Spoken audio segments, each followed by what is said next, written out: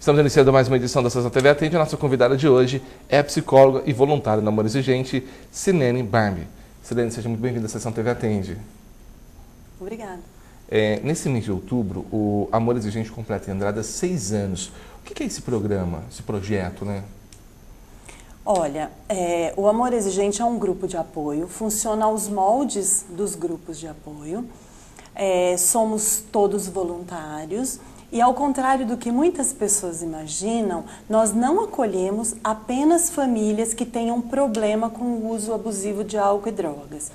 Por se constituir num programa de qualidade de vida comportamental, a gente procura sensibilizar os nossos participantes a se mobilizarem no sentido de, percebendo quais são os seus comportamentos, hábitos, crenças, pensamentos inadequados, atuarem sobre a mudança para que o resultado na vivência seja uma melhora na qualidade de vida dessa família e desse indivíduo. Hoje, o Amor Exigente, o principal fundamental dele, vocês trabalham com famílias que têm problemas com drogas, com álcool. Como que é esse trabalho? Sim, embora a gente atenda toda a população, como nós já dissemos, com ou não problemas com álcool e drogas, os grupos de apoio, geralmente, eles funcionam muito bem porque eles atuam como uma troca de experiências. Nós temos um momento teórico, onde é passada toda a metodologia do programa, de mudança de comportamento, enfim.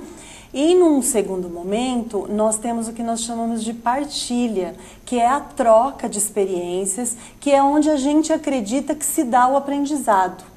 Aí as pessoas, elas levam a sua história, são ouvidas pelos demais, tem uma devolutiva, essa devolutiva pode fazer um espelhamento, para que à medida que eu reconheça na fala do outro a minha realidade, eu possa ter a possibilidade de estar mudando, de estar pensando a minha forma de agir diferente. E esse é um programa, um projeto, Amor Exigente, que existe todo o sigilo, né, das pessoas que estão lá, do que é falado, do que é compartilhado. Existe preservado as pessoas são preservadas, né?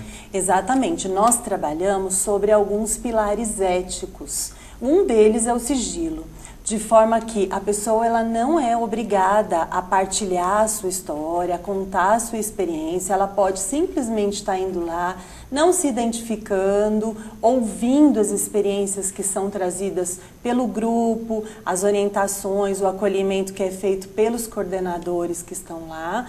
E assim, essa é uma proposta que nós temos ali realmente de preservação da identidade de todos os participantes. Hoje é um programa também que não trabalha com religião, né? Isso, exatamente. O grupo de apoio Amor Exigente, ele é chamado de pluralista. O que é isso? Ele não prioriza nem uma orientação religiosa.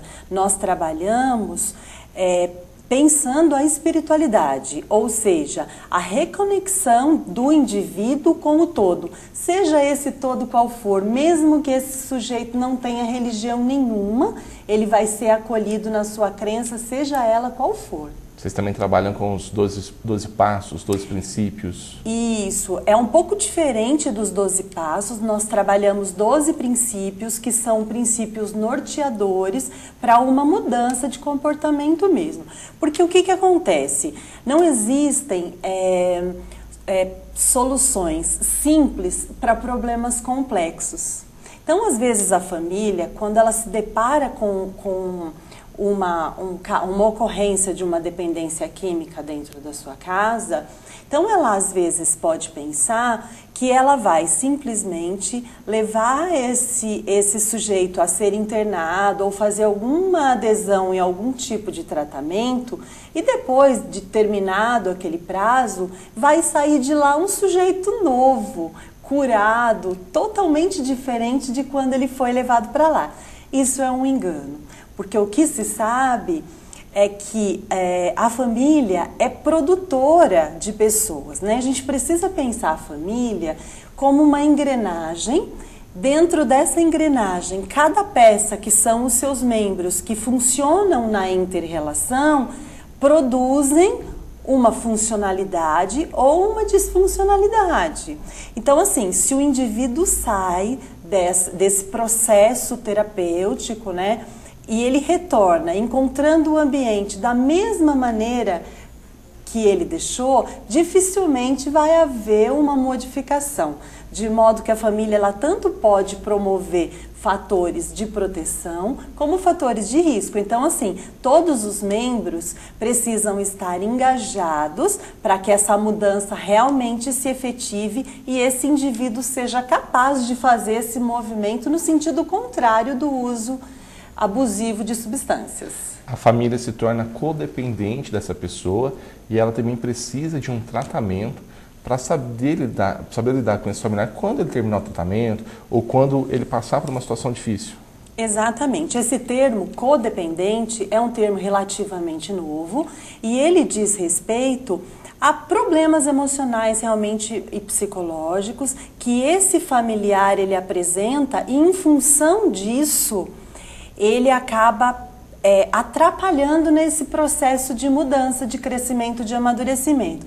É como se nós pensássemos o seguinte, grosso modo, o indivíduo ele faz uso de drogas, ele é viciado em drogas e esse familiar é viciado nesse indivíduo. Então existe aí uma relação que não é muito saudável. Então, para a gente conseguir sanitizar esse ambiente, para a gente conseguir despertar em todo esse grupo um desejo de mudança, tem algumas coisas que ele precisa saber, né? Questionar as relações de poder, questionar as relações e fantasias de controle, né? A gente vê geralmente mães tentando controlar filhos, esposas tentando controlar maridos, enfim, isso realmente não dá certo e pior, pode ser produtor de uma enfermidade e que geralmente é na vida desse familiar, ele acaba adoecido. E aí, nesse adoecimento, não sobra ninguém com sanidade mental capaz para estar solucionando toda essa problemática que vai estar instalada nessa família. Como a família deve agir quando passar por uma situação difícil, descobrir que um filho ou alguém da família está usando dependente, se tornando dependente químico, encontrou aí a droga? Como a família agir nesse momento? Tá, primeiramente, não é aconselhável que se apavore, que se desespere.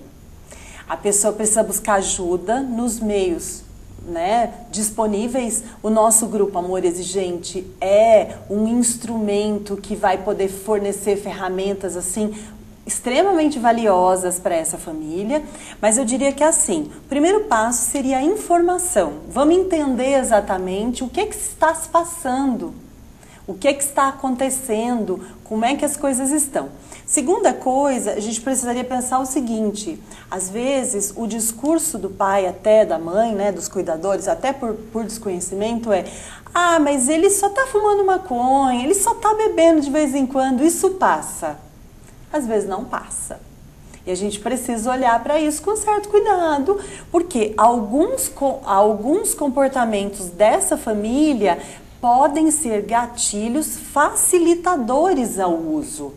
Então, a família ela precisa estar organizada, com regras claras, se utilizando de uma disciplina e equacionando todas as questões para que ela própria entenda qual é o funcionamento dessa família.